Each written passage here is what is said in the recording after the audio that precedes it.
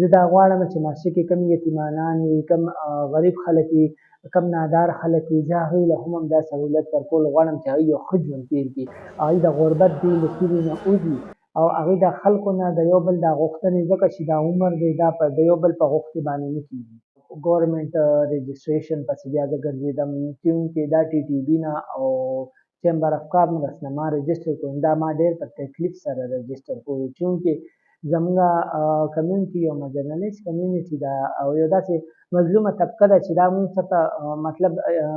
یو آفس ته ملا شو موږ یو خندا یو مسخره موږ ګڼو. نو ځکه ترینا خان یو سوشل ورکر سوشل اکټیویسټ یم. ما خپل تعلق مردان سره دی او زه د مردان یم او زما تعلیم چې کوم دی ما تھرډ ایئر دی الیسن کړی دی، 8 پورې ما کوئی ایجوکیشن کې سبق ویلو او دا 9 10 فرسٹ ایئر سیکنډ ایئر تھرډ ایئر دا ما پرایویټ کړي چونکې زه یو ټرانسجنډر یم، خواجه سره یم او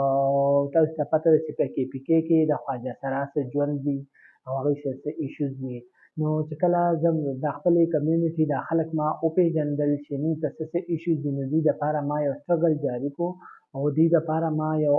ان جي او رجسټر کړله،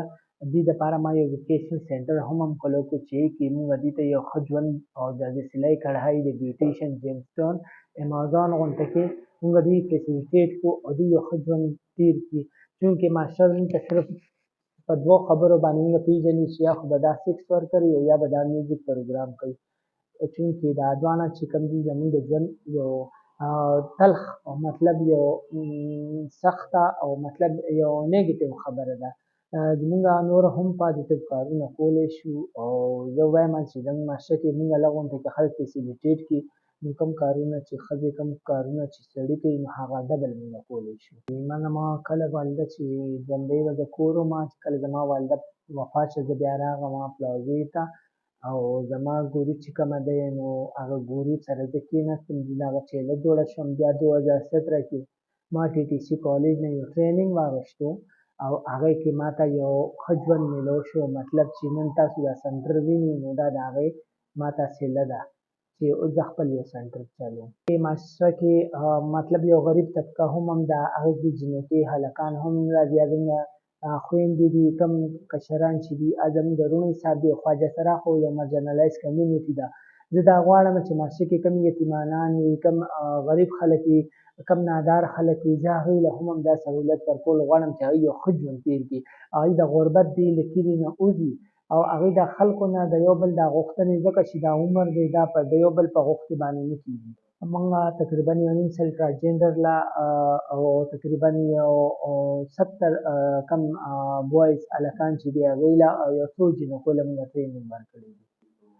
مسلې خو سټارټ کې زما خپل کمیونټي نه مسلې وي، هغې نه بعد بیا ګورمنټ رجسټریشن پسې بیا زه ګرځېدم چونکې دا ټي ټي بي نه او چیمبر اف کامرس نه ما رجسټر کړو، دا ما ډېر په تکلیف سره رجسټر کړو چونکې زموږ